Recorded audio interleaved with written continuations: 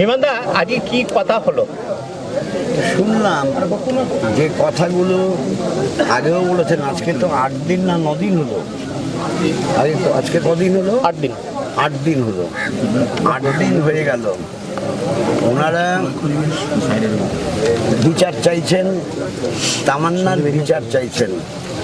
তামান্নার বিচার কি করে হবে? ওনারা 24 জনের নাম দিয়েছেন, তার মধ্যে 9 জনকে গ্রেপ্তার করা হয়েছে। আচ্ছা, সবাইকে যদি গ্রেপ্তারও না করে এই 24 জনকে ডেকে তো কথা বলে তাদের কথার মধ্য থেকে যা পেত তার ভিত্তিতে আরও কিছু গ্রেপ্তার করতে পারত। মূল আসামি তো গ্রেপ্তার হয়নি। মূল আসামি তো গ্রেপ্তার করতে হবে। সে নাকি নেই। সে যেখানেই থাকুক না কেন পৃথিবীর মধ্যেই তো আছে। সে তো যদি পশ্চিমবাংলায় না থাকে, ভারতের মধ্যেই আছে, তাহলে তাকে তো ধরার ব্যবস্থা করা উচিত। সে তো করছে না। অর্থাৎ এমন একটা পরিবেশ পরিস্থিতি হয়েছে, মোলান্দি গ্রামে মানুষ তাদের মধ্যে ভয় ঢুকিয়ে দেওয়ার চেষ্টা করছে।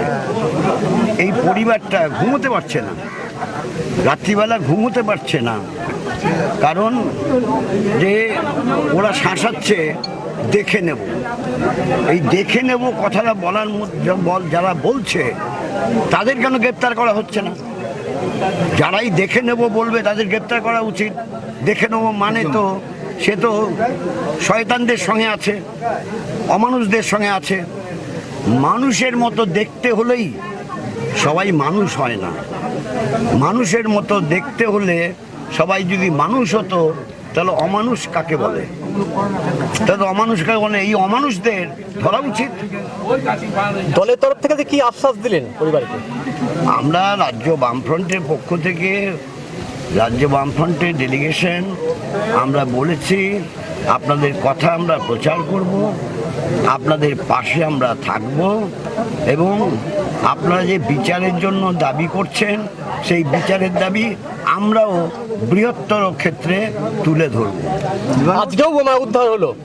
হ্যাঁ, এই বোমা উদ্ধার তো আগে থেকেই করতে পারতো।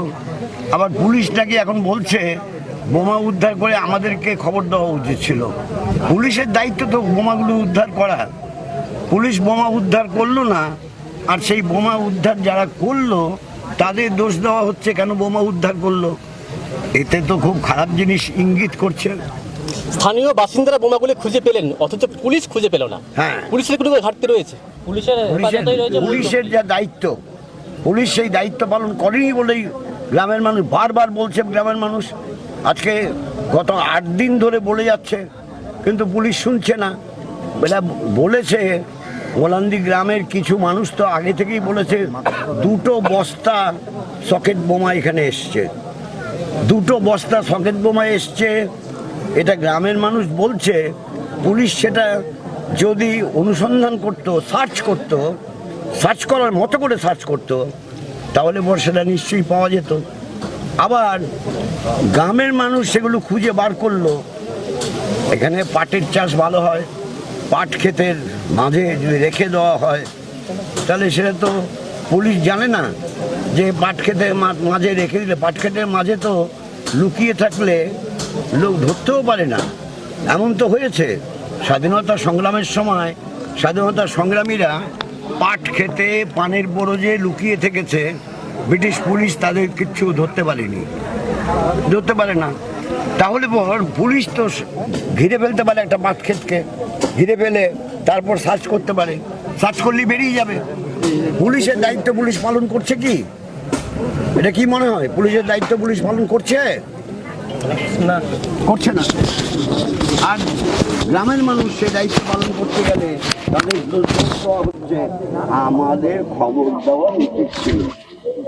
এরকম গত পরশু দিনকার সভা থেকে মীনাক্ষী মুখার্জি একটা কথাবার্তা বলেছেন, যেটা নিয়ে খুব বিতর্ক সৃষ্টি হয়েছে। আপনি একদম রাজ্য সম্পাদক হিসেবে এটাকে সমর্থন করছেন মীনাক্ষীর বক্তব্যকে? রাজ্য সম্পাদক না, আমি বামফ্রন্টের চেয়ারম্যান। আমি মীনাক্ষী মুখার্জি কি বলেছে তা পুরো শুনিনি। আমি কালকে রাত্রিবেলা ফিরেছি কেরালা থেকে, আমি এখানে ছিলাম না। আমি সেটা না জেনে আমি কি করে আমার মন্তব্য পাশ করব। এবং যাদেরকে গ্রেপ্তার করেছে তার তৃণমূলের সঙ্গে যুক্ত বলে জানা যাচ্ছে। কিন্তু এ ধরনের গৃহীত সংবাদ আমরা যখন ছাত্র আন্দোলন করেছি, ছাত্র সংগঠন করেছি, আমি একটা ঘটনাও শুনিনি কোনো কলেজ ক্যাম্পাসের মধ্যে এ ধরনের নষ্টামি ফসকামি হয়েছে। এই এখন শুনতে পাচ্ছি। তার মানে সামাজিক যে অবক্ষয় হয়েছে সেই অবক্ষয় থেকে বাঁচাবে যারা, তারাই যদি এইসব অবক্ষয়ী কার্যকলাপে যুক্ত থাকে তাহলে সর্বনাশ। ভবিষ্যতে ইঙ্গিত দিচ্ছে সর্বনাশ। এই সর্বনাশের হাত থেকে বাঁচাতে অবশ্যই শুভবুদ্ধি সম্পন্ন মানে নাগরিকদের গর্জে উঠতে হবে, আর ছাত্র সমাজকে গর্জে উঠতে হবে। এই জিনিস চলবে না, এই জিনিস চলবে না। ছাত্র সমাজ, যুব সমাজকে তাদের অবশ্যই গর্জে উঠতে হবে। No further